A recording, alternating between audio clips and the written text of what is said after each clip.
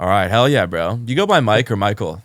Usually Michael. Michael Saba. Did I say that last name right? It's Saba. Some people call it Saba. Michael Saba. I usually go Saba. Michael Saba. Okay. So Saba. So if you know me, that's a surefire way to know if somebody actually knows me or not. Really? Is they'll say, "Oh, Michael Saba." Does that ever happen to like old friends from high school or people that like kind of know you? They go, "I know Michael." All the they time. say it wrong. All the and time. And the people that actually know you, they're like, Yeah, you're full of shit." Yeah. Really? Exactly. Do you still keep in contact with most of the people from the first parts of your life? High school, a little bit. A few select friends. College, very little because I was barely there. But that's about it. Yeah. Nice. Only a few guys that I'm still really tight with. It's pretty rare. I would say, especially like if you really want to. I would say become the best version of yourself. Like you kind of naturally have to be picky with who you surround yourself with. And a lot of times that means not switching up on your day ones, like people like to call it, but, you know, hanging around the people that you want to become. Yeah. Well, you know, what happens also in life is that you grow. And sometimes you outgrow certain friends or acquaintances, and then you find yourself meeting back up with an old friend from high school. And the only thing you really have in common to talk about is the past. Yeah. And a lot of the times, I mean, it's great to talk about the past, but I prefer talking about the future. I agree, bro. I agree. Well, dude, I'm excited to do this. We've been trying to do this for like, what, a year now? Yeah, a long time. I connected with you a year ago, something like that. Long time. And you don't do many podcasts, right? No, this is like my first one. Are you serious? Yeah, first I'm honored, podcast. bro. I appreciate it. Hell yeah. So, and you got a sick story, not only because for everyone listening, we'll do like a little intro here in a second, but what I really like most about your story, and I can relate to a lot, is like, you know, you were kind of a troublemaker growing up. Oh, yeah. I was too. I was like the kid that my teachers were like, this kid's going to go to prison. And and I think those are the types of people that like challenge the way things are done. And then you don't like listening to people. So you kind of carve your own path. yeah, 100%. And it's funny you say that because I'll distinctly remember, and it's like one of those key moments. There's a few moments from school that you'll never forget. And one of them was when I was about in, I want to say 7th or 8th grade. And my English teacher, who was known to be, you know, a hard ass. Am I good to curse? Yeah. Good? All right. Yeah. Hard ass. And Guy or girl? Guy. Yeah. And, you know, he pulls me out of a different class one day, grabs me out and goes, "What I'm about to tell you, I will deny to every fucking dean or principal that comes. So just, you could tell your parents and you could tell the principal or whatever, they're not going to believe you because, you know, I didn't have a great reputation." But he said to me, and he looked me in the eye, he said, "You are going to be one of two things, and it's up to you to make that decision. You're either going to be in prison or you're going to be the most successful out of every student I've ever taught." That's crazy. He's like, "Unfortunately for you, if you're a fucking idiot," exact words, like, you know, cursing at me and everything. Yeah. He goes, you're gonna be in prison. And there's really no in between because that's my personality. And it kind of just stuck with me. But that was, you know, the type of kid I was. Dude, that's fucking crazy because I had a teacher. I don't remember exactly what grade it was. It must have been like 2nd grade or something. Say the exact same thing to me and my mom. It was like a parent-teacher conference because I kept fucking up. And I felt like she was the only teacher that understood me. So it's kind of like a gift that they say that to you because I imagine you probably like respected this person a little bit, right? Oh, yeah. Oh, yeah. And especially being a hard ass, them, you know, telling you have a ton of potential, but also like it's just as easy to go off the wrong path. That's a gift, honestly, at a young age. That's it. You know, and I think that's a lot of successful folks. You know, it's one or the other. It's no in between. Yeah. Well, before we get into like the backstory, let's talk about what you're doing right now. So you're the founder and CEO. You're the CEO, right? Yeah. Founder and CEO of Alt Fragrances, which I feel like, from my understanding, has pretty much just like kind of like upended the fragrance industry. Like normally it's like fragrances are like, you know, really expensive pieces for wealthy people. That's what it's considered. And then you came in with like a product that's just as good for a great price. That's what I've heard at least. Yeah. And he just gave me some. Now you'll be able to try it for yourself. I gotta try it on real quick. I'm not sure what do you wear any specific cologne? I don't. I have some, but I just always forget to put it on, I guess. Let's see. So what does a bottle like this run a customer? That's $49. It's fucking gas, bro. So that's the one that's inspired by Creativentus. So was that your guys' strategy? You go after the kind of like an analytical strategy. You go after the products that are doing crazy well, doing big numbers, and then you say, how can we make this for half as much? Yeah, pretty much. I mean, Nice. that's where the business was. So I started the company 6 years ago. I was in college. I was at Indiana University, and now the whole room smells. It's fire. It It's smells really good, bro. So I was in college, and I was, basically was into the drop shipping type models. So I was always really well versed with marketing and creating a Shopify website, but I was selling bullshit from China. For the That's how everybody starts, though. Of course, you learn the back ends. Yeah.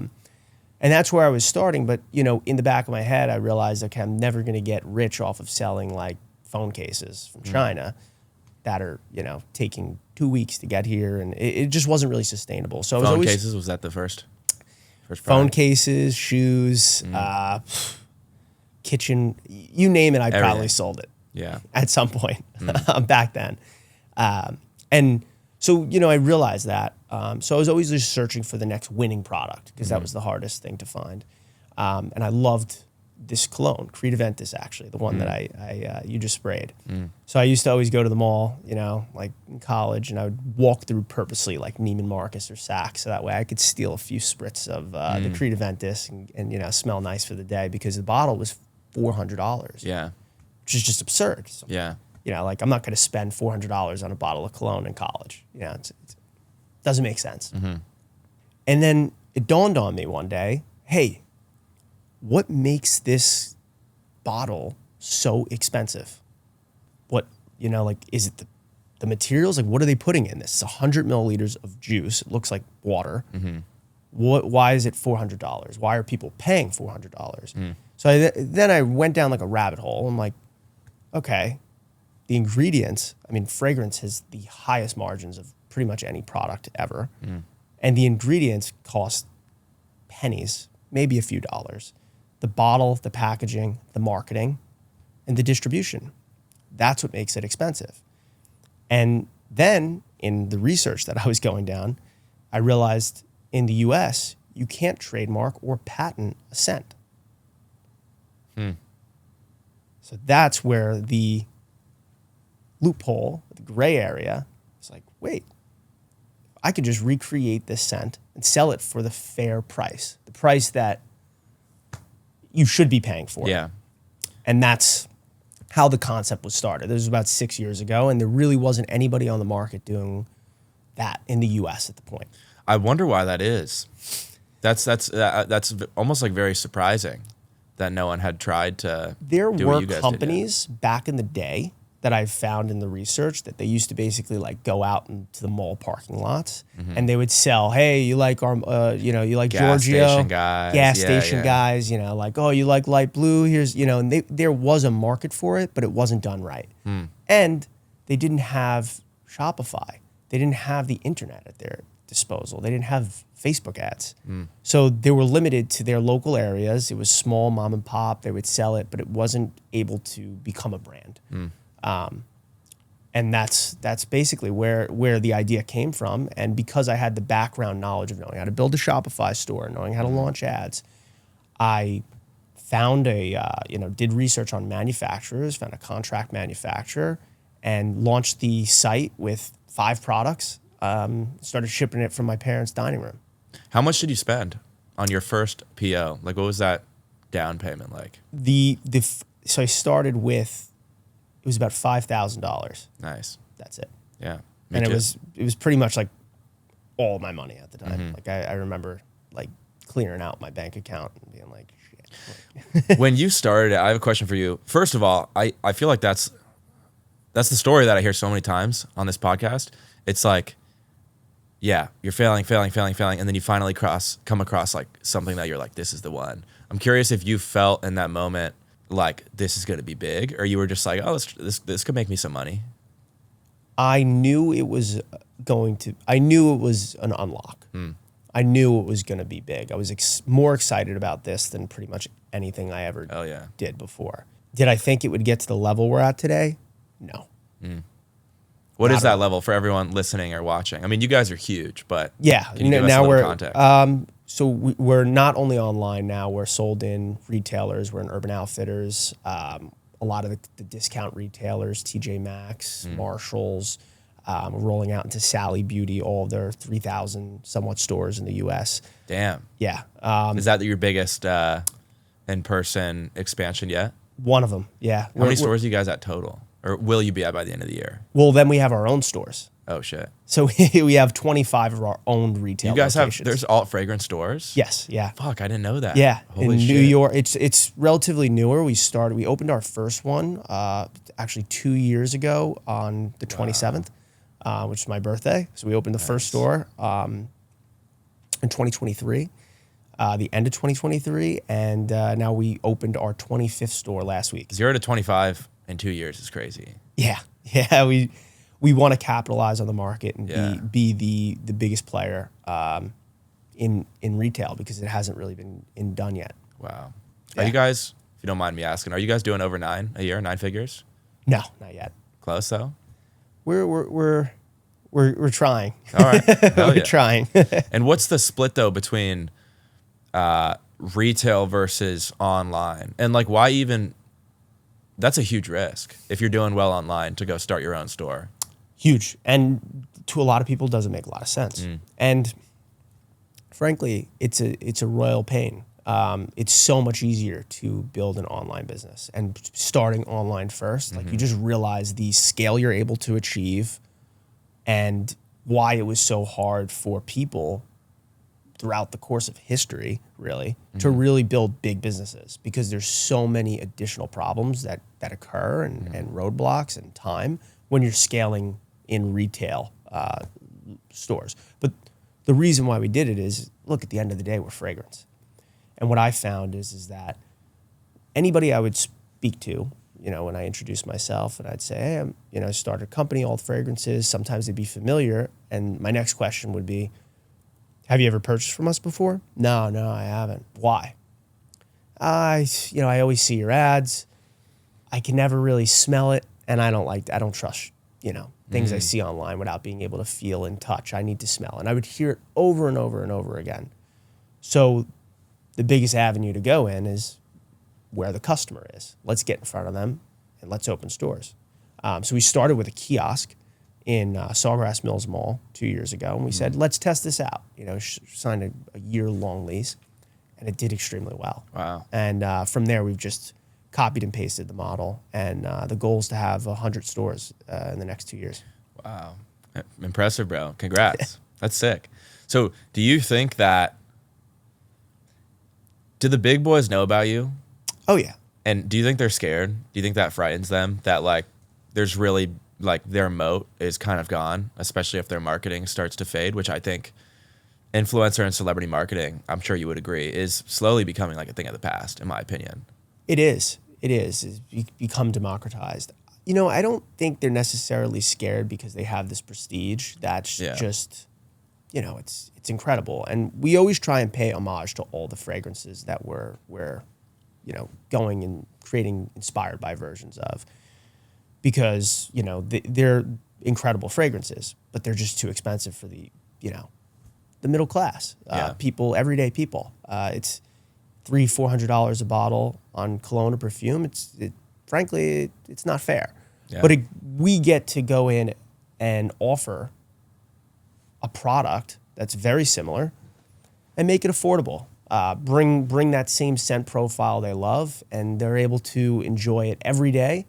And not, have to splurge or, spend a car payment on a fragrance. So I don't think they're necessarily scared because they're always going to have that 1% customer. It's like Ferrari, Lamborghini. Yeah.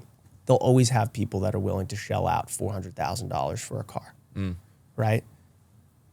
We're just the affordable alternative. Well, it's interesting because I think a lot of like normal everyday people think that the expensive brands are the ones that make money. But most of the time, it's the brands that are really cheap. it's like who was I talking to? I was talking to someone the other day who sold his company for, I think it was like 375 million. And we were talking, it was me and my buddy, we were at coffee with him. We were talking about like, how'd you do that? And he goes, I fucking sold in Walmart. He goes, everyone wants to be cool and sell for expensive and be like the cool fashionable brand. But he's like, 99% of people are struggling to get by. He's like, 90% of people shop at Target and Walmart and Safeway, right? So, it's funny. I think the normal average everyday person would look at a really expensive clothing brand or a really expensive fragrance brand, be like, wow, they must be crushing. But you can only hit so many people, right? Your TAM is limited, right? Yeah. So I think you guys are absolutely doing it right. Yeah. And you bring up a great point. It really is. It's the truth. When you're trying to slice into that demographic of the 1%, they're very hard to sell to, and you had to do a lot to create a brand that they're willing to buy. We focus and get back to basics. We offer a valuable product, and we make it affordable so that way anybody can buy it. And just to be clear, our customer is still the 1%. You'd be surprised at how many people who can easily afford a bottle of Creed or a bottle of Baccarat, and they have it, but they're just like, let me buy the Alt 4 when I go to the gym, or, just every day. Some people like to wear perfume to bed or after a shower. Do you want to spray a $400 bottle of perfume on you to just go to bed? No, but you like the scent profile, and you'll save that, bottle of Baccarat for when you go to a wedding or when you're going out on a date night. You have the bottle of Alt for your everyday. Where'd the name come from? I think it's such a perfect name for what you guys are selling. So it was funny when I first came up with the idea. I had a couple of girlfriends and couple girlfriends. Yeah, a couple. No, not girl like just a couple of friends. And girls are better with, I think, creative and coming up with the names and everything. So I was telling them about the concept when I was really excited about it. I was waiting on the first order to come in. And I was like, the only thing I'm missing is a name. And we went back and forth for probably like an hour or 2 hours, just like, what could it be? We came up with and then all of a sudden we all landed on Alt, short for alternative. But, because I liked alternative and the girls were like, oh, let's shorten it Alt. It's easier to remember. It's catchy. And then I went on GoDaddy and I bought the domain right there. Altfragrances.com? Yeah. How much was it? $9.99, $12.99. Nice. Yeah, nobody took it. So it was like done. No, it really is the most fitting name for your guys' product. Yeah. The name is so I don't know if you're into do you ever watch the All In podcast, any of those big guys, Peter Thiel stuff? Yeah. Peter Thiel has a great quote that says the name, obviously everyone knows the name is important, but he says a name is more of a predictor of your company's success than the product sometimes. And, you could have an amazing product if you pick a name that's too long or doesn't roll off the tongue or isn't consumer friendly, you're almost guaranteed to die. It doesn't matter how good your product is. If your name sounds threatening at all to the consumer, they won't want to buy it. It's a psychological thing. It's also just remembering it, right? Yeah. It's all about that recall, especially with a product like ours, and where the majority of business is made up in Q4, and you're thinking back to yourself, oh, what was the name of that, cologne and perfume company that sold the, the dupes? What was that? Oh, alternative. There it is. Bam. I think if it was called alternative, it would be much less impactful, in my opinion, honestly. Yeah. Versus I think alt is just, it sounds perfect. You'd be surprised how many people don't put it together though. Well, that's what I'm saying. No, they don't put together that alt is short for alternative. No, and I think that's a good, I think that's a good thing. Okay. This is my theory, at least, because when I think of alternative, sometimes that can be a word that sometimes, sounds a little combative to people. You know what I mean? Especially with the political climate of the world. Oh yeah. But I'm curious, are you guys bootstrapped? Completely. Bootstrapped, you own 100%? Yep. That's crazy. Yeah. Never That's raised. So hard to do. We had some interest from a couple, I had a couple of folks reach out to me throughout the course of just building the business all at different levels and try and offer and buy, minority stakes or come in and, they what kind of entities? Private equity, family offices, strategics? Both. Venture capital, private equity, And how'd they hear about you though? How does that happen? You just get an email, yo, you want to sell 10%? You'd be surprised. That's literally what it is. Like, wow. Cold email. And I actually asked one of them one time, I'm like, question, how did you get my email? Yeah. They were like, we just guessed. We looked up who the founder was, found your name, and just shot our shot. And they just sent it to like 5 different emails, and one of them hit my inbox. And I was like, oh, interesting. But it's literally that easy. You'd be surprised. But yeah, I declined all the the potential offers. Saw them through, but we didn't need the capital. I'm sure that's cool to see though. As like, let's say you're like 20. You're 27 at the time. 27. 27 now.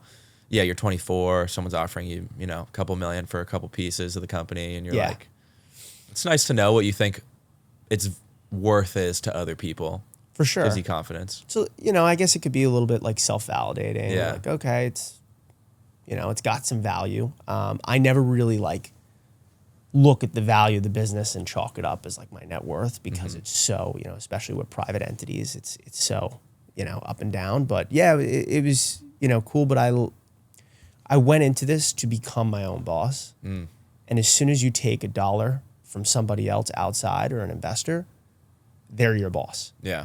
The only boss I have are my customers. That's it.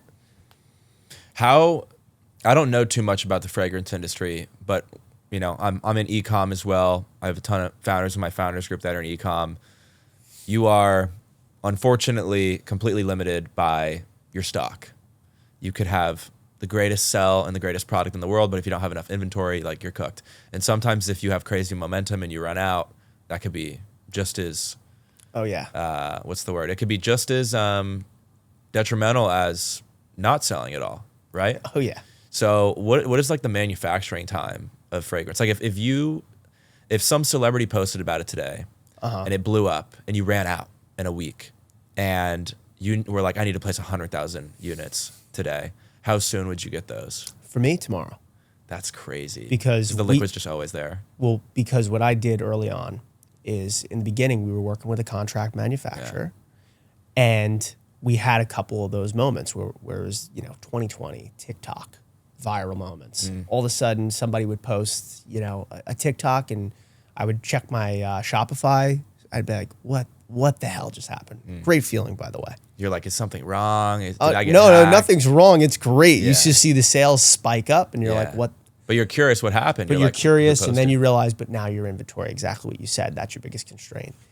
And that's when I made the decision and said, you know what? We're going to become our own manufacturer. So we manufacture all the fragrances ourselves in-house. In the States? Yeah. And how much did you have to spend to build a factory from the ground up? I started it slow. I didn't go ahead and try and get into a giant factory. What I did is we had 5 or 6 employees at the time. And I just started to experiment and do a couple of SKUs and have a few of the guys just start to fill the bottles manually. Literally. We were at small scale. But how does that work though? Do you get a barrel of the product? You have to get permits and you have to go ahead and file for this. I had no fragrance background at all, which is funny because a lot of people would assume that, I had some Your sort family's of, in the fragrance industry, something. like they that. always ask, oh, how'd you get? I'm like, I studied in France for a year. And no, I did none of that. Just Google. So we just did research, and I found how we can go ahead and actually blend the fragrance, find different oil suppliers to work with to have it, brought in, blended, mixed, bottled, and slowly but surely we just scaled that operation. Now we have close to 60 people in a warehouse with all machinery, but it's taken over the course of 4 years from 5 years when we first started to get to that point where we're at today. That's crazy. That's got to be such. I mean, I've sold out 5 times this year. It's a good problem. It's a good problem, but then it's a good problem, but then what happens is, you have all this demand and you say, okay, are we going to take a fucking big risk and order, $1 million worth of this one product? And then what if that momentum dies? Now you're cooked, right? What's your lead time? Huh? What's your lead time? Bro, activewear, it's 4 months. Ooh, yeah. Isn't that crazy? I ordered, for example, we just came out with this, we call it a fitted quarter zip. Because most quarter zips are kind of geeky and boxy, and it's not a desirable look. And so we were like, how do we make a quarter zip that makes you look sick? And like you could like truly see like your shoulders and your back through it, and it's breathable, and it's like half as thin as a normal quarter zip, and really affordable. It's like if a really nice quarter zip is like $100, ours is like 49, right? And I thought I ordered enough inventory for 4 months, sold out in 3 weeks in the summer. So now on one end you're like, okay, this is great. I know that this product is a ripper, but at the same time you're like, fuck, like I could have made this much. Do I, 5x, 10x the order size? What if the demand is not there anymore in 6 months? Maybe it was just a viral thing. So that's what my biggest struggle in e-com has been with, is like inventory and really planning like demand. But I'm curious if you guys have any sort of, when you're creating a new product, do you start small always and then just ramp it up slowly? Or do sometimes like this is going to be a monster and you order a ton right out the gate?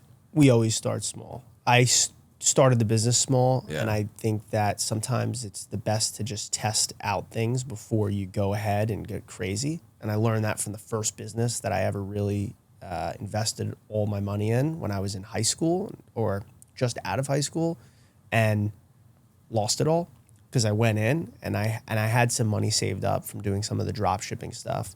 I took about, I think it was $20,000. And I invested in this company. It was called Biz Chargers. So the idea was, we're going to, you go to a restaurant and your phone dies. What do? Usually you go and you ask somebody, hey, can you plug my phone in the back? Sometimes they have a charger, sometimes they don't. The idea was to make portable chargers that only could be charged by a dock that the restaurant has in the back, and that, it's a service that the restaurant offers the customer. Sounds brilliant. Didn't work. Have you ever heard of Charge Fuse? No, I haven't. It's my buddy's company. He was on the pod too. It's literally that. They have these vending machines. Okay. And bars. So they charge the customer. It's really cool. It's a vending machine, and instead of getting a Coke, you swipe your card, a portable charger pops out, and every 15 minutes that you have that you're using it, you get charged like $1. Yeah. And if you just fucking keep it and steal it, you just get a fucking huge bill. But if you use it for 2 hours, you just put it back in. Way. Dude, they're crushing. Because he did direct. So it was a good idea concept-wise, right? Yeah. But I executed it wrong. Yeah. I went and thought that businesses would be willing to pay for it when it was a consumer problem. And I should have done, props to your friend for starting it. But that's what I did, and it didn't pan out because all the restaurants, and I remember I would go, door to door trying to sell it to the restaurants thinking, oh, this is a great service. You can offer your customers for free. Nah, we're not interested. We want to swap tables, we want the customer to leave, like all these things. But moral of the story is that I put all my money into this, thought it was going to succeed, didn't. And I was like, shit, I wish I would have started a little bit less. And I wish I would have went and just gotten the pulse. Like, is this something that people want before I go ahead and throw all my money into it? So I took it. It was a learning piece. And now I've applied that always. So when we start a new scent, when we start a new product, I'll never take giant swings. And obviously, as you grow, the definition of giant becomes bigger and bigger, and the definition of small becomes also larger and larger. But we'll always be very conservative. I truly believe, especially if you're a young entrepreneur, and especially if it's your first business, I'm sure you'd agree, it's always better if you don't have money. Like 100%. if your dad, let's say you were like, a Nepo baby, and your dad just gave you $100,000, said, hey son, go start a business. That is like asking to fail, because you're just gonna throw money in areas and you have no idea what you're doing. You're gonna try and solve problems with money and not actually coming up with a good solution. But yeah, you start your business with $5,000. You start small. Fuck, that run didn't work. Yeah. Okay, let me change the scent a little bit. Oh, this bottle was ugly. You got let me nothing change to that a little. lose. Yeah. That's the key, and 20,000 back then was a lot. That was years of saving. That was it was like my life savings. I was like 18 at the time or 19. It was years and years of just always, I was always entrepreneurial. So I always had things I was doing to make money.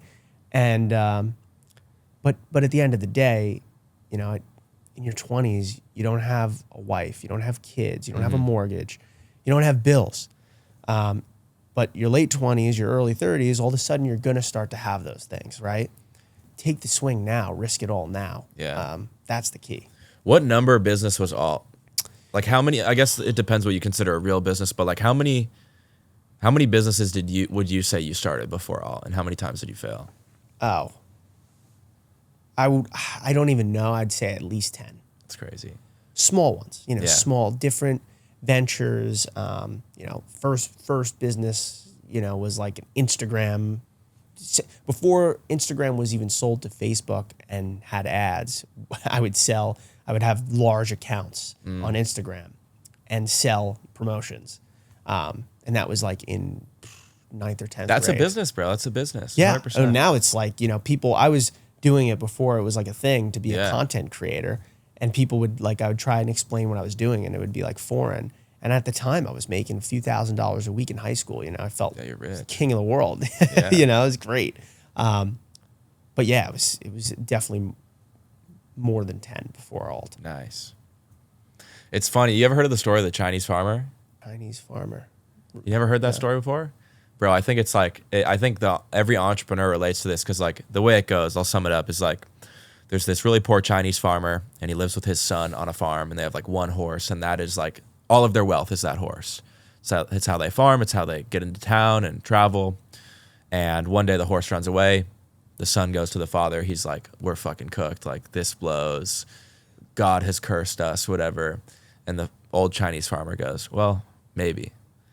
Then a couple days later, the horse comes back. You've heard this one? I have Comes back heard with this, yes. It's great. It's such a good story because like, as an entrepreneur, it's always the same story. It's like fail, fail, fail, fail. And then finally it clicks. It's good that all of those things before all didn't pan out. 100%. Right? Like they all made you better. They made you more prepared and they kind of, set you up for like the ultimate ride. Right? That's it. That's exactly it. And like sometimes you have to just trust the universe as long as you stay positive and as long as you are doing the right thing. I believe that in the moment, it could seem like that story. I think it's an amazing. Now, as soon as you started going, I was like, yes, I've heard this and I love it. And sometimes it's just, you can't make sense of the situation on why it's so bad, but the greater good is out there. It's just, behind a curtain. You just have to keep going and trust that it's going to work out. I don't know when it's going to happen, but it's going to happen to me. And I can't be concerned with if it's in a year or 10 years. I just have to keep going. That's it. And that's the same. It's the same story with every successful entrepreneur. So how many employees do you guys have right now? Now we have over 200. Wow. Yeah. Holy shit. Counting our retail, our warehouse, our manufacturing, and then we have a small executive team, but yeah, it's a lot of people. Okay, I have a lot of questions. There's multiple ways I want to go here. I want to talk about like the origin story as well and really how you got the company off the ground. But like as a leader, first of all, 27 years old, 200 plus employees. What do you do? Like what are extremely important processes you go through as a person, as a leader to be the best leader? Maybe it's a routine you have. Maybe it's making sure to listen to everybody on the team, make them feel heard. What are like some of the things you do that I think you have made you a successful leader? Because running a 200-person company at 27 is insane. I would say the biggest is setting the right example. When you're a leader, it's a lot of times people think that you are, you're in front of the pack and leading. But what I find is that you're more in the trenches and not to be seen as, I'm, this stereotypical boss, more of we're in this together, period. Like we are on the same team and it doesn't matter what my title is, we're equals and everybody is. I think that's the biggest thing that I've always led and like been our culture where, I don't want anybody to ever come into my office or my direct reports. You guys are in person, yeah? Yeah. Yeah. I love in person. We do have a few remote employees, but a lot of the main team is in person. And I don't want them to even come to my office or go into a Zoom, whatever it is, and feel funny about sharing something. Yeah. Be scared, right? I think that's the biggest thing, biggest key. Do you think that you have met every employee you have at least once? Or are there people in there who like, no. Really? So there's guys in there that like, you hired a COO, he hired a head of ops, he hired a ops director, and then Well, they have an employee that. it's mostly like our retail team. We have Okay, such gotcha. a large retail. You know, we have Facts, 25 stores. There's anywhere Yeah. from 3 to 8 people at a store, depending on how big or small it is. We're across the country. Have you visited every store? Most, but not all. Yeah, which there's been a few where I haven't yet, which is kind of crazy because in the first ones, I was so involved in the process. But in order to really scale any business, it's not about the actual thing you're doing; it's about the process that you create. Yep. So my main focus was creating a process. You know, I thought to myself, was Howard Schultz at every single opening of every Starbucks? No, it's impossible, right? So we created a system where I could remove myself from that facet of the business. Do you look up to Howard Schultz? Oh yeah, yeah. Dude, he's a stud. I was just watching. I saw a clip of him like 2 days ago talking about how Bill Gates Sr. Have you ever seen that clip? I listened to that whole podcast. It was an incredible story. Whose podcast was that? I was trying to figure out whose it was. I want to say, and I might be wrong, but I think it was Founders. Was it really? Founders? I don't know. I haven't seen it yet. I just saw that clip. Sure. I was like, that's I'm not badass. sure. It might not be that, but it was a great podcast. Wow. What separates? Because I'm all online. We're thinking about going in person and doing retail locations. We have a very similar, I would say, problem to what you guys have, being a physical product that you really need to like try before you want to feel confident purchasing it. For you guys, it's people want to smell it and wear it and experience that.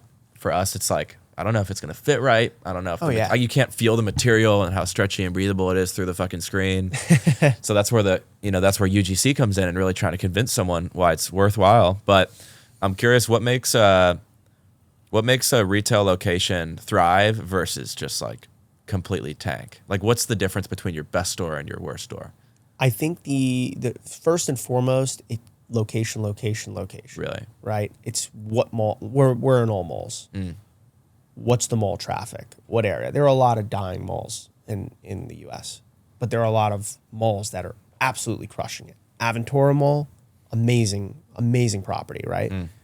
There's some small malls, they're dying a slow death. There's Sears, and everybody knows it.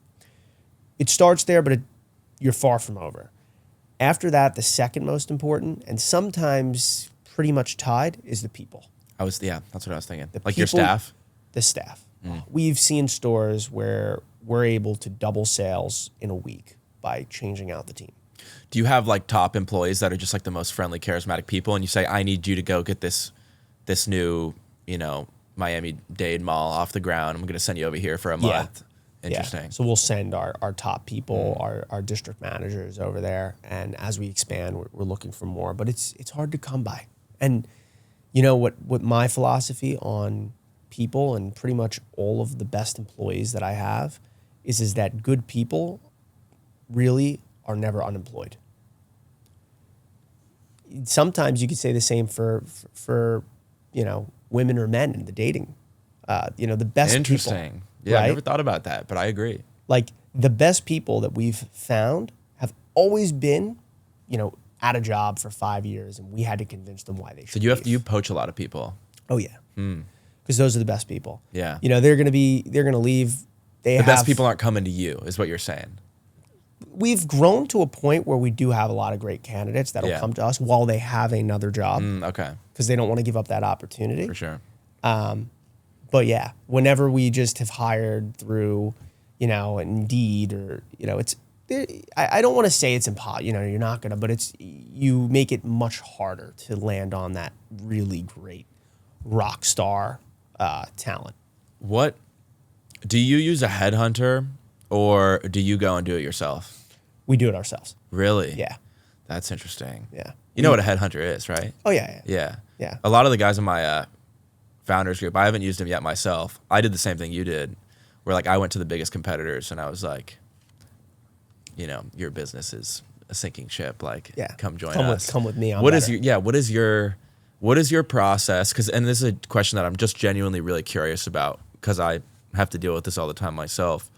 What's your process when you feel like you have a really important hole in the business that needs to be filled? So let's say like a C-suite role, COO, CFO, maybe CMO, or some really important position. What's your process for finding the right person for the job, and then actually going and like getting them and convincing them to come join your team? I look at who's doing it the best, right? I'll look inwards and see myself, right? Like, what are the last few things that I've purchased? What brands really resonate with me? What ads do I remember? And then I'll go to those companies and see the people that are working for those companies. And now your job becomes, as a founder, as a CEO, to go ahead and sell them a better opportunity. Give them a better opportunity. Don't just sell them, but actually have something that you could stand by and will offer them a much better circumstance for them, their families, and their future. And if you do that and cultivate that enough times, you end up with a rock star team, and it becomes easier and easier because as your company develops and your company gets better, it's much easier to sell, really great people to come and join the team. So that's interesting. One thing that I've haven't done the best job at, honestly, is I essentially went and I'm really good at selling. So I went and poached pretty much everyone from like my biggest competitor. And I was like, you got to join the winning team, right? And we're going to be the fastest growing activewear brand of the decade. Come join us. And then they came in to my business and they're like, what the fuck is going on here? It's just it's like a shit show. But like we were growing really fast, but it's like no organization, no SOPs, no processes, no systems. You could even say there wasn't too much culture, honestly, in the beginning. And when my COO came in, he was like, you got to fix this, because he's like, you're really good at convincing the best people to leave and come join you, but he's like, you got to keep them too. So I'm curious how you do that. Have you ever had people try and poach your guys? Oh yeah. And like, what do you think keeps the people you poach? If someone's willing to leave their job at another big company for you, that means that they're at least willing to consider leaving you for somebody else. How do you deter that? I think it's actually being good. That's the key. I mean, going back to like making an analogy when you're in a relationship, right? Like, if you have a girlfriend and you're out and some guy's hitting on her at the bar, either, it's one of maybe 2 or 3 things that you're going to think to yourself. You're going to only be concerned that she's going to go ahead and go with that guy if you're not confident in yourself and what you provide and do for her. B, you don't trust her, which means that she's not a very good girlfriend or a good employee. Yeah. Right? Or I don't know what else, right? Like that's really those are the two biggest. Is she happy with you? Things. Yeah. She happy with you. Which leads back, I was going to say, and then that leads kind of back to the first one. Like, am I doing a good job at keeping this person? So it really comes to fulfilling your promise on what you sold the employee. And then, hit them up. I don't care. Come, sell them the dream. It's also doing right by them and not paying them nothing, right? Because that's the only caveat and difference between, most relationships, you're not paying your wife or your girlfriend. I say most because there are some circumstances. Yeah.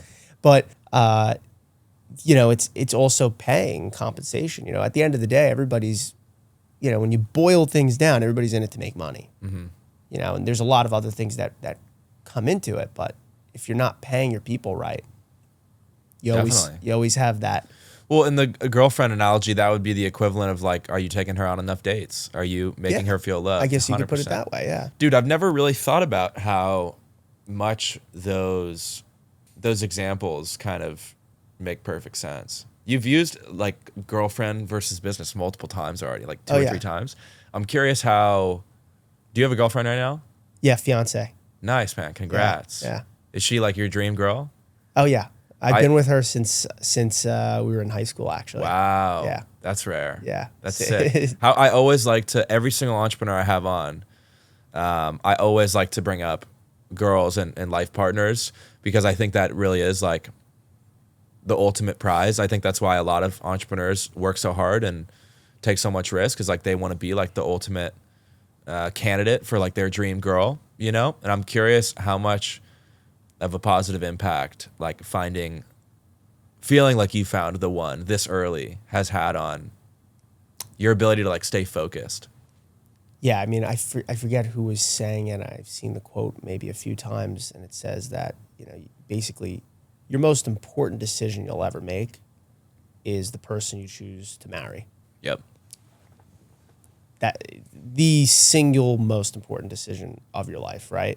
And it's true, because it really comes down to that partner, especially as an entrepreneur, which is really hard, has to get you and what you're motivated by, what your intentions are, and be supporting of that. And while I was growing the business, there were so many times where we had to cancel a vacation the day before because I just was slammed with work, or there was a viral TikTok and I had to leave. And, you know, at the time we had 5 or 6 employees, and I was like, I'm going to be fulfilling orders for the next Yeah, big opportunity came up. Yeah, like I have to do this, or I have a meeting and we have to cancel, you know, and you have to be respectful. And I always made it up to her because she was always understanding, and she was always a girl that got it, which I also understood was hard to come by.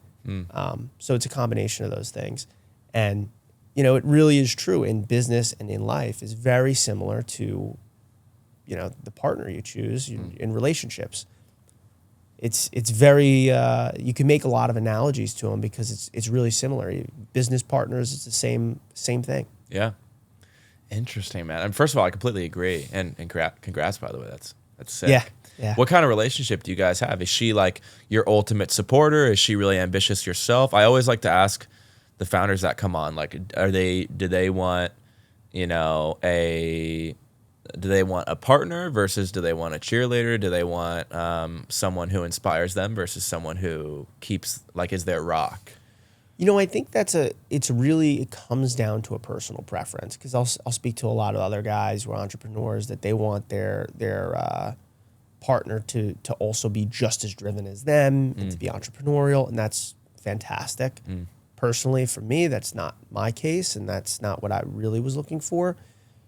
More or less like a rock. You know, she's there for as much as I need her to be, always, and she's not there for things that, you know, she's not nosy or doesn't care for the little. She's there for me, and that's all I could ask. You know, it's just somebody who cares, is always there, and is just a great woman. Nice. You know, and also, I'm a bit of a pain in the ass. So somebody who could deal with me we've been together for 9 years. So I didn't know you when you were younger, but you know, for everyone listening, I know some of Michael's friends, both from high school and in college, and I've heard that you've changed a lot in the past decade. Oh yeah. So she's really like been with you from the start. A lot of that's pretty crazy. We've gone through seasons together. Wow. And that's another thing that's hard to do, right? Going back to some of the high school friends I had where you outgrow each other, being able to have a partner where you grow with each other rather than away. Yeah. It is one or the other. Well, let's talk about are you willing to talk about the early days a little bit? Oh, yeah. I think it's going to be, the reason I wanted to talk about that is have you ever heard of like, do you know who like Khalil Rafati is? Founder of Sun Life Organics. No. There's all these like brilliant entrepreneur. He's a monster entrepreneur, super successful. You know, really, he had like a really like dark past, and obviously not similar to yours at all, but really he had like a very dark past with addiction and stuff. And it was so cool to me that he was willing to like share that, even though a lot of people might be like embarrassed about like what he went through. Because it just like, it gets people inspired and it makes people feel like, fuck, like maybe if I don't feel like I've figured it out yet, I can, right? So I'd love to kind of hear, I've only heard like bits and pieces, but like, so you had like a little bit of fame and clout in the early days, right? When social media first came out. Yeah. So going back to the Instagram stuff, Yeah. I was like, I was like an influencer before influencers existed. Like they weren't a thing. This was 2011, 2012, like early days of Instagram. And I had 50,000 followers, and it grew to a point where I had like 1 million at one point. This Back in 2012 is crazy. which is crazy. I had the same amount of followers as like Ariana Grande. Holy shit. Which is crazy. Like Yeah. wild. And And yeah. For what? From posting like really like douchey pictures of myself in the mirror. Like I had a little bit of like a Bieber-esque look going on back in the day. And it was like, I just would post pictures and it would make like the popular page back then. And every time they'd make the popular page, I'd gain like 100,000 followers. Sometimes it'd be like 10, sometimes it'd be 100.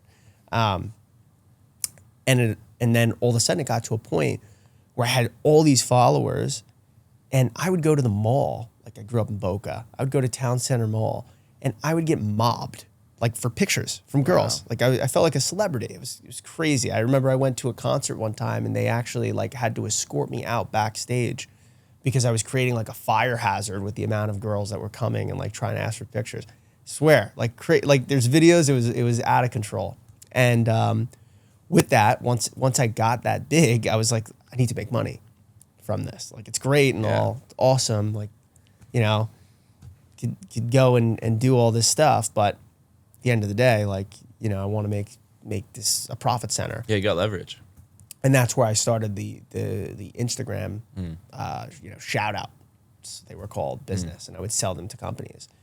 But then the account got hacked and I lost everything. And there was no way to get it back in the day. It wasn't even owned. You couldn't restart a new account and have that. I mean, people recognize you. They'd be like, "Oh, I did. I started new accounts. They got like maybe a few 100,000 followers, but it was hard to bounce back in that day because there also wasn't really like a huge other, like there wasn't TikTok. There was Vine, which also went away. It was really all centered around Instagram. And once it was hacked, it was just a big blow. And I sort of realized how fragile it all was. And it was sort of like, going back to the farmer story. Yeah. It's probably the best thing that ever happened. Because I remember I got invited to do like, I don't know if you remember the MagCon? Like MagCon guys? It was like a whole thing, Cameron Dallas. Oh, okay. There's a couple other guys. Yeah. And they all like, you go out to, I think it was like Nashville or something, and you would just, do a meet and greet. But a lot of those guys are kind of like nowhere today. It's brief. It's a brief point in time. You're, teenage, you're a little bit of like a mini heartthrob, and then you kind of just fade into the dust. It's a moment of fame. And I realized then I'd rather be rich than famous any day. Really? Okay, interesting. Yeah. Because you're pretty low key these days, right? Like you don't really post much like personal branding content and stuff like that. No, I haven't really went into that. I've just been focused on the business. Yeah. And just always had the mentality that work hard, build the business, and then all of the other things will follow. So I've never been out for like clout or fame because it brings a lot of great attention, but it also brings negative attention. For sure. And, it's not always the best. Interesting. Do you think anyone that knew you when you were, let's say, like in middle school, if someone were to ask you, like, if someone were to ask them, do you think Michael will be successful? Do you think they would say yes? I would say it depends who you talk to. I mean, I remember I wouldn't be allowed to hang out with kids because their parents would tell them, really? You're not allowed to hang out with Michael Saba. He's bad news. Wow. Yeah, I got kicked out of the 2 schools. Damn. Just for nothing really bad. So I'll give you one story that's like the famous story, and maybe Is this the Country Club story? Oh no, that's another one. I'm gonna do this one because this is always because I have a lot of these for like when I'm dinner parties. They love to hear. So I went to a private school. It's called St. Andrews, Boca.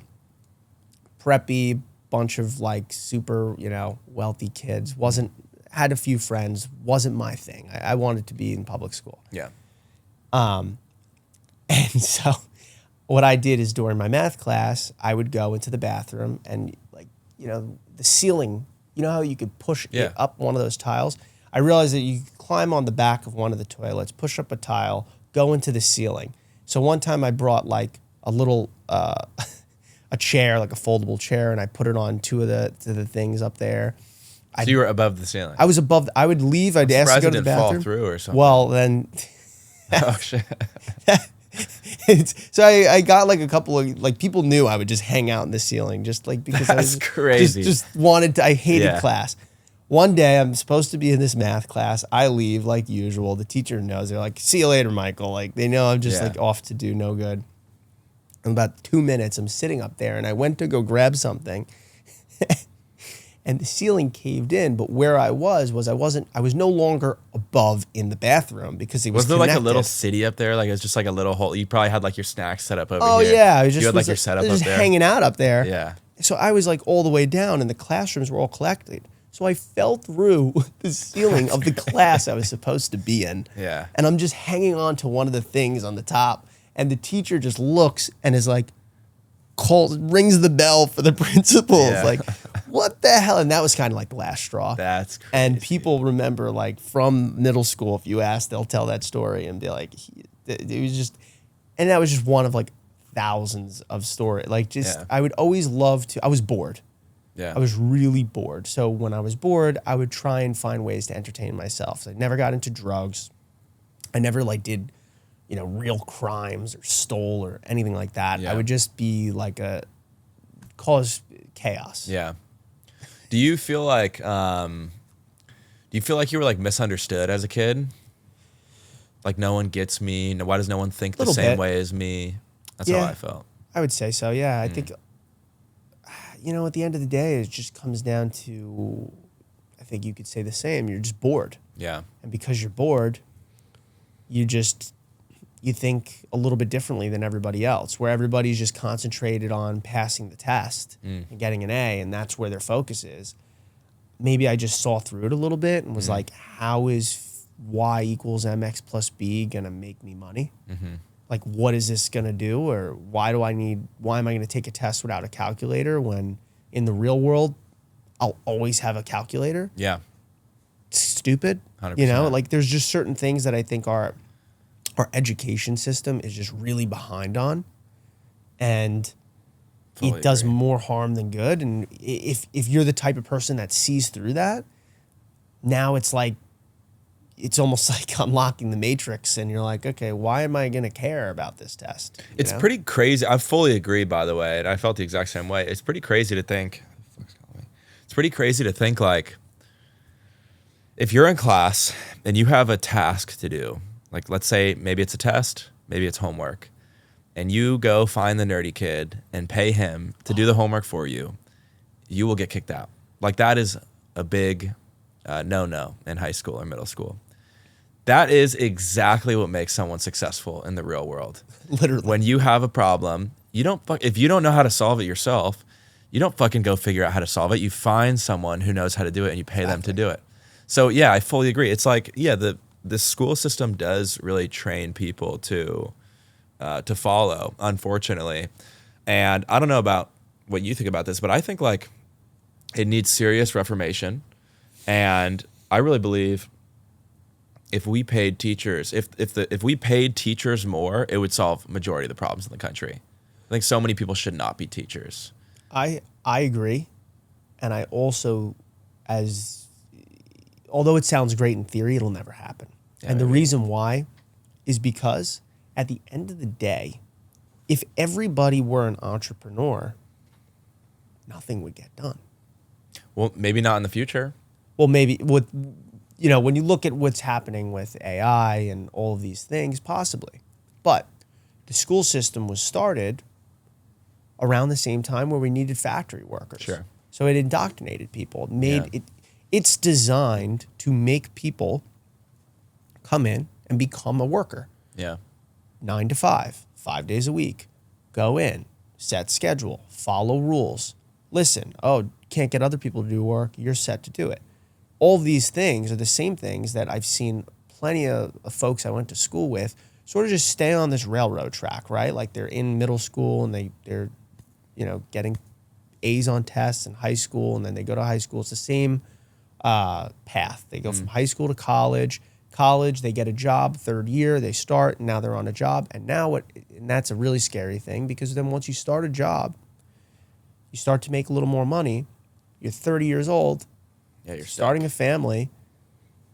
Entrepreneur, it's much harder to go ahead and give up what you have because you don't have nothing anymore. And you're there because the system that you were told to do well at put you on track to be there. It's not only hard, 100%. It's not only harder from a risk perspective. You have more to lose now, you could say, kind of like how you touched on earlier. But I also think a big thing about entrepreneurship versus like going the normal route and getting a job is the opinions of others, right?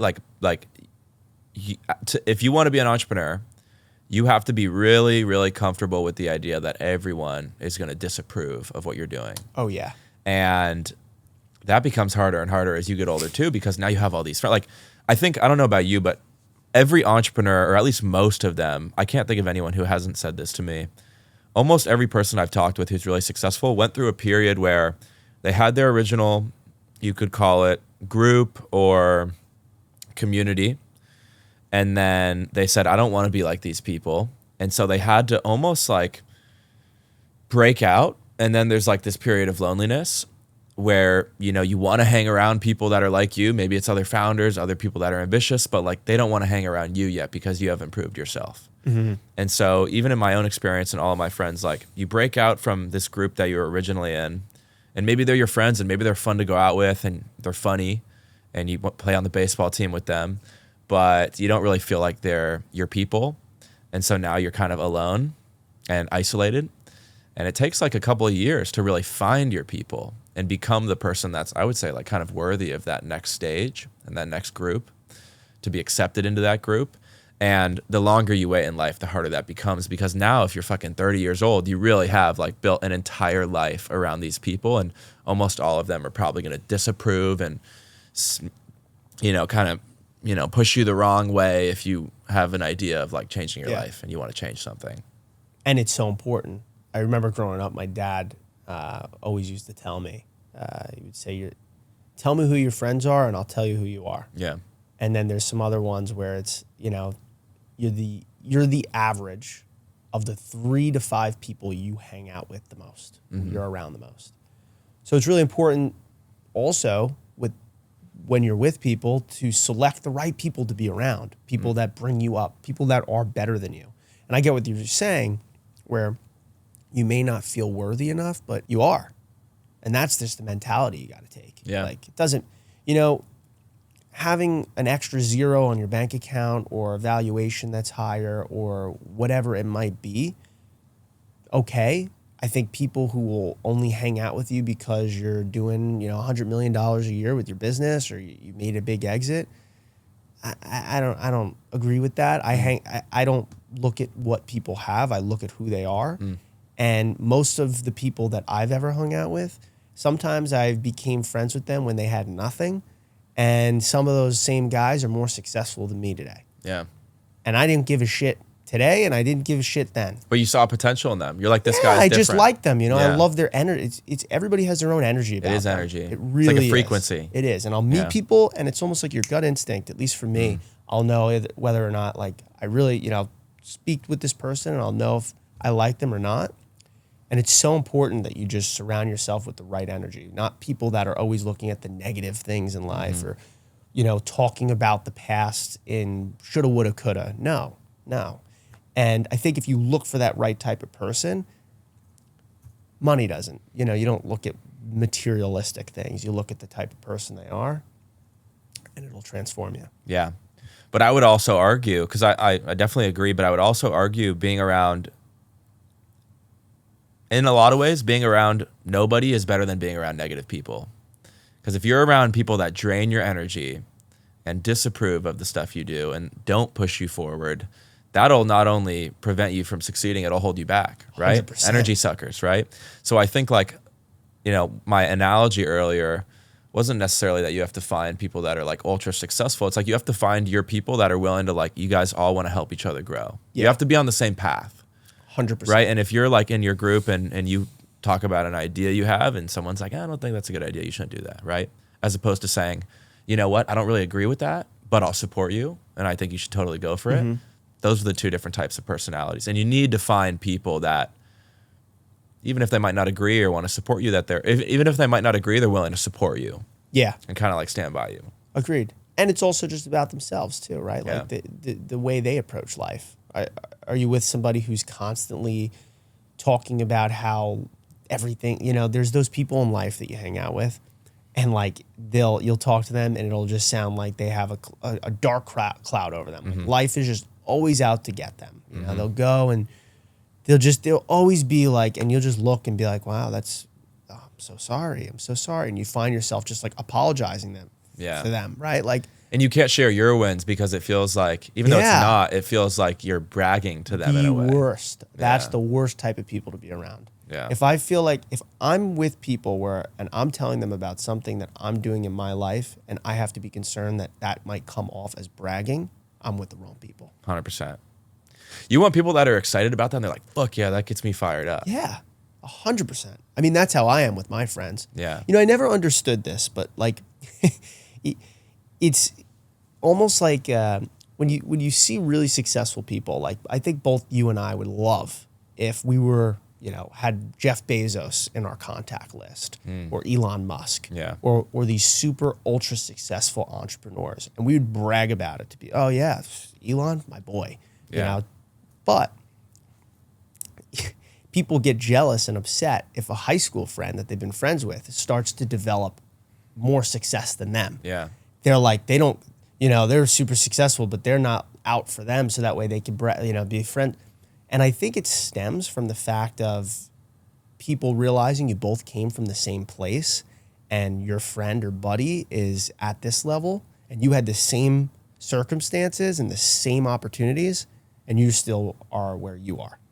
It's a self-reflection for sure. Yeah. And but I also think like in a weird way, there's something primal about it. I think it's a survival thing because I think, like everything we do, even though we're very advanced these days and life has changed for us, like most of our habits and tendencies, like psychologically, are from, they come from survival, right? You do something like that's why, going against the crowd is more terrifying than death to some people because like it means that you're probably gonna die. Like in the old days, if you left the tribe, you're gonna die. Oh yeah. And so, or you speak out against the fucking leader of the group, you're gonna die. Yeah. Someone's getting bullied. If you get in the way, you're gonna die. Like that's how people think. And so I think, when people see like a friend of theirs succeeding, it's much easier to say, oh, well, their dad's rich. Yeah, make excuses. Oh, they got a handout. Yeah. You got lucky. It's easier to do that because that makes them feel less threatened than just saying, fuck, dude, I really have been fucking off for the past 5 years. Maybe I shouldn't be smoking weed every day or just doing nothing or not, whatever. I have, dude, it's crazy. I have like family members that do that stuff. And like we grew up together and like they have that kind of mindset. But the unfortunate thing is like all you want is to see everyone around you succeed and you're actually willing to help them. Yeah. And you would love for them to reach out and be like, yo, could I have some help? Like that would give you joy and fulfillment. That would give like sometimes I'm sure it's the same way with you. I've heard great things about you, bro. Like it's more enjoyable to like help other people than like get a gift yourself. 100% right? Always. But some people can't even accept help. They would rather just like... Could lead a horse to water. Yeah.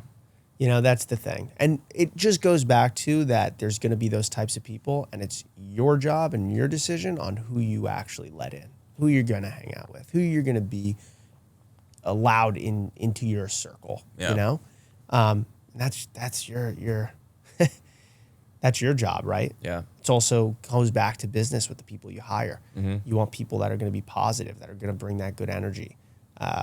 You don't want somebody who's going to come and drag because, you're only as strong as your weakest link. 100%.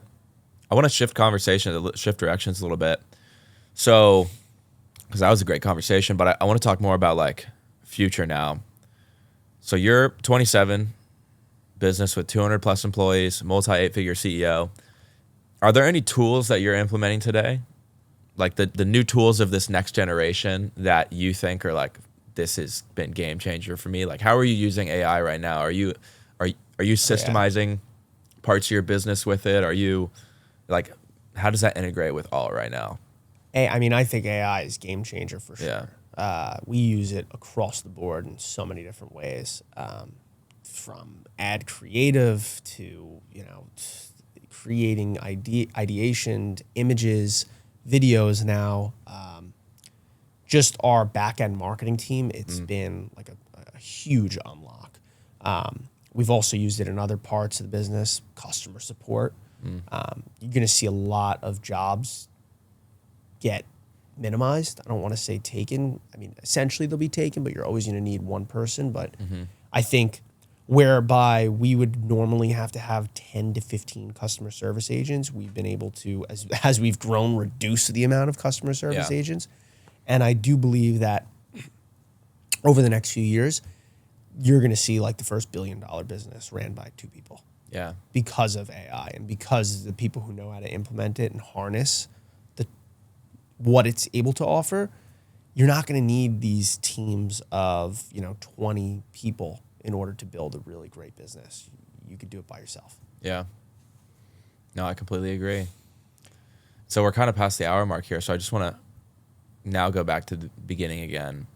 So for anyone like listening who's maybe familiar with Alt or not familiar with Alt, what are like the first actionable steps to starting a business and really getting it off the ground, having failed a ton of times and then grown like an extremely successful, fast-growing business in a very, I would say, some would say like competitive and saturated industry? Action. There's so many folks on me. They will just have all these great ideas and plans, but they don't go ahead and do them. And they'll make excuses going, oh, I don't have the money. I don't have the capital. Oh, I don't have figure it out. You can. There's been other people that have.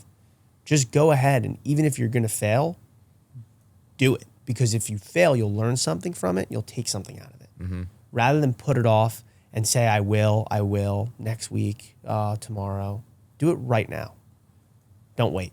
Yeah. If you're listening, shut it off, leave a good rating or, real quick.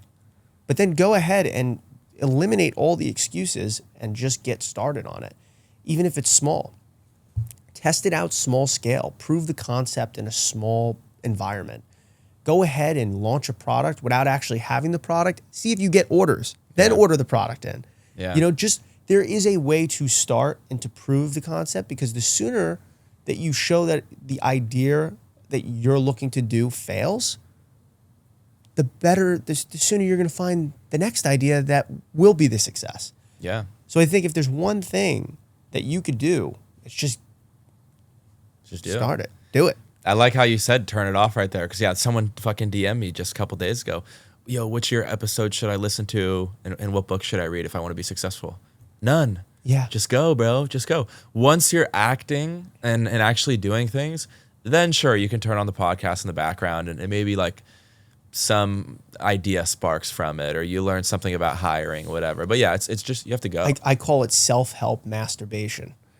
It's porn. It's porn. I made a TikTok. One of my most viral TikToks of all time was me literally, it has like 10 million views, I think. It's like me saying, you guys watch porn all day, every day. Yeah. You don't even know it. Okay, yeah, exact same You guys are watching. Some people will watch videos like, it'll be like a YouTube video with a Ferrari in the thumbnail, buying my $500,000 dream car at 23.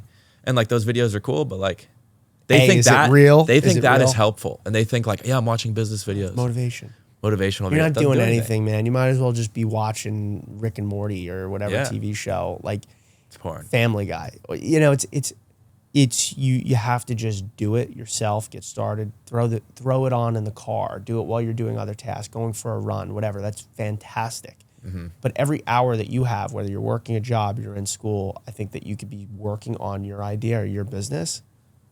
Do that. Yeah. Much better use of time. Hell yeah. Yeah. Fully agree. All right, last question for you, bro. First of all, appreciate you coming on. How big can alt fragrances be? Like, how big do you want to take it? That's a good question. As big as I can. I've at every point in the business that, from the very beginning, and we've hit a scale, I've always thought to myself, like, is this the ceiling? Is this as big as it can go? And then I would keep trying, and we'd get it to the next level. And that's what we continue to do today. And, it gets harder and harder. But as big as I can, I think the goal is to really bring, we've began and we've started to, just a new age of affordability to perfume and cologne, and allow people to experience, really great smelling colognes and perfumes for the price that they should cost, because that is the truth. That's what they should cost. And we're going to just keep doing it. I love it, bro. I think it could be billions, bro. I really from your mouth to God's ears. I hope really so. do believe that, honestly. I think it's perfect. I think it's like, and it's needed too, 100%. It's like, and also that's just like your reason for wanting to scale the business. And, obviously everyone wants to make money and become successful, but it just kind of like aligns with what the people that would buy your products want to hear. It's like, I want to create something valuable. Well, I feel better. It's weird, but like, it's almost a better feeling when I meet somebody and they tell me how much they love my product than any amount of money could be. Like when I meet people out of the blue and I tell them they're familiar and they're, oh yeah, I love it. It's like, that's better than them coming out and just handing me $100. Yeah. Right. Like it's so much more rewarding. And I think it's the most awesome feeling. Actually, one more question, last question, because I fully agree. Whenever I go to the gym and I see someone wearing our clothes, it's awesome, right? It's the best feeling ever. And then you walk up, hey, what do you think of those, right? And they go, dude, I love this brand. I've seen the ads. They don't even know that you're involved. Have you ever walked by like a random person and you fucking, that's one of ours? I've thought it, but I'm not sure because we smell so close to the real thing. I'm never sure what store. Yeah, what it is. I fair. have had. My fiance was wearing our version of Baccarat, and one time she's in the elevator with me, and somebody looks over because it's such a recognizable smell. Like, oh, Baccarat Rouge. I'm like, we're doing it right. No, I love that. It's a pure testament to wow. It smells like to get a cold, compliment in the person thinking it that it's something else. But yeah, it's a little bit different with fragrance. What I will do, which is similar to how you are in the gym, is now that we have retail locations, I'll go to the mall that we're in and look around and see who has a shopping bag, which is pretty cool. Nice. Yeah. Well, dude, I appreciate you coming on. This was great. Super insightful for me also. Like, this wasn't just like fun to do, but it was really insightful for me. I always like talking to guys that are bigger than me and hearing how they've scaled. So I appreciate it, bro. Yeah, this is a great time. Sweet.